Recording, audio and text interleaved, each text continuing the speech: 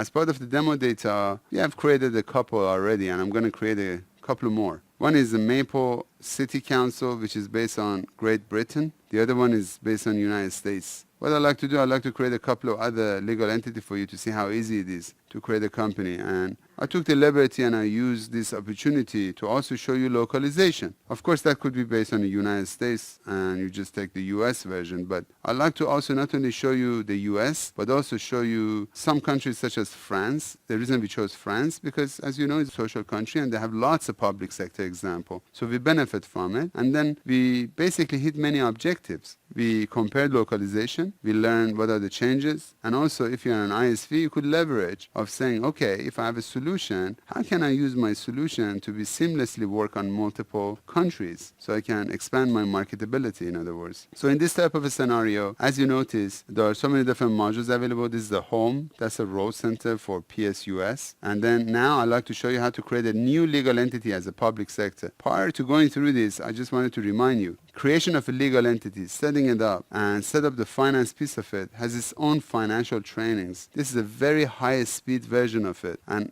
strongly recommended prior to taking this a specific course, take the financial series training of Dynamics X. The first thing we need to do, we go to the organization administration, and there are two different areas in which you can go and create a brand new legal entity. One is from the common area, the other one is from the setup area. As you can see here, under the setup, if I expand the organization, there is a piece called legal entities. If I open this up, as you notice currently I have only 3. So if I maximize this form, start with a brand new legal entity, and as you see by clicking on the new button, I'm going to give it a name like City of Sofia Antipolis. And I give the company name to be FRPS. It stands for French Public Sector. And as you see, intentionally I put the country code to be FRA. And the reason for it, this automatically kicks in localized fields and reports. So we take advantage of it in order to not only to show you localization, but also show you public sector. The French legal entity has a lot more feature than a US legal entity when it comes to public sector features. So we benefit of it and we compare them and we see how it works. It brings up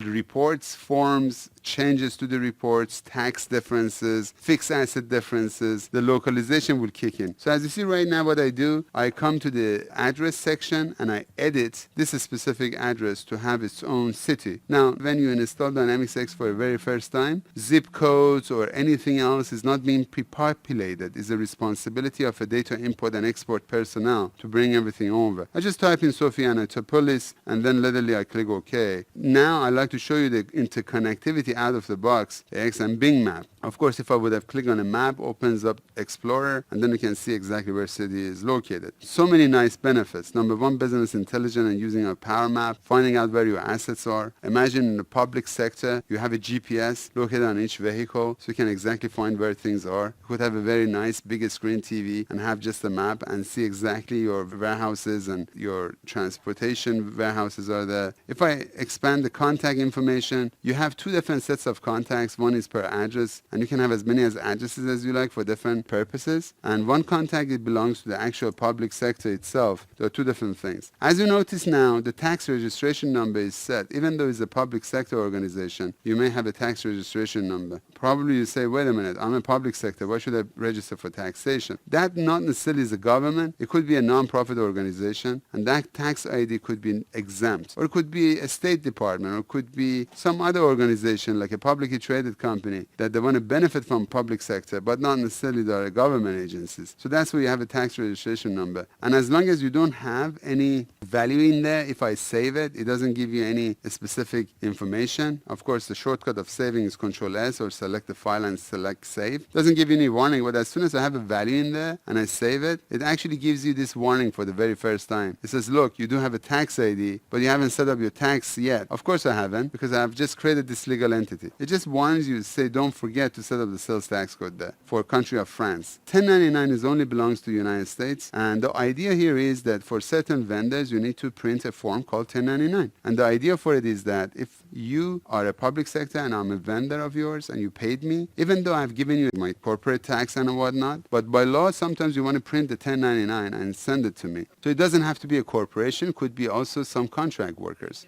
And maybe you do have some limits as far as like up to what limit you have to generate the 1099. Really depends on the state and city. Maybe less than a limit you don't print, maybe over a limit you do have to print. That goes for both personal or companies, depends on the rules and regulation. Now there are a couple of buttons here. One is the 1099 software vendor, which actually if you are an ISV, that could be your software, or could be a transmitter that communicates with an online services or whatnot. In either case, ISV can benefit from it. AX itself, it just prepares the data and basically sends that information to whichever software you would like to deal with. Now, of course, in this type of a scenario, you also have a tax information. Note that so many of these buttons are not necessarily applicable for the country of France, but they may be applicable for another country of your choice. Now, if you are an ISV and you're developing a software specifically for public sector, I recommend you, after you created your solution, prior to really implementing a lot more of your design, try to create those countries that you're going to market your software, and then simply create these legal entities and see what fields are required. So at least you get ahead of the game and finding out exactly what are the criteria in which you have to address those needs. Now, of course, for France, I don't care about those. Look at the statutory reporting. In United States, you also care about DUNS number. Now, there's something added to Dynamics AX in regard to the DUNS +1, which is actually relates to having each bank to have an additional digits for the DUNS number. This is actually only for United States, and the concept of a DUNS and DUNS brand street number to identify the health of your organization, and also relates to public sector. Each bank of yours has to have an additional digit, which is not being maintained by Dun and Bradstreet. You have to add that digit and include it as part of your report, especially when you are dealing with the subcontractors and vendors that are dealing with the government. They have to have an outstanding with the Dun and Bradstreet number at least for 2 to 3 years to show they are healthy enough to participate in bidding process, which we do have a different session about bidding. As you can tell, under registration numbers, there are so many different areas in each country, and depending on each country, you may have to have adequate information to be filled in. Like, these are the list of the countries that are available. For example, for France, there's a commerce registration. So I give it a name, like register to do commerce. Legal form would be a public sector company demo, and then you need to have a NAF code. As you see, currently I don't have anything, and whatever I said in here, it would be shared across all other information and forms, but the NAF code not be legal entity specific.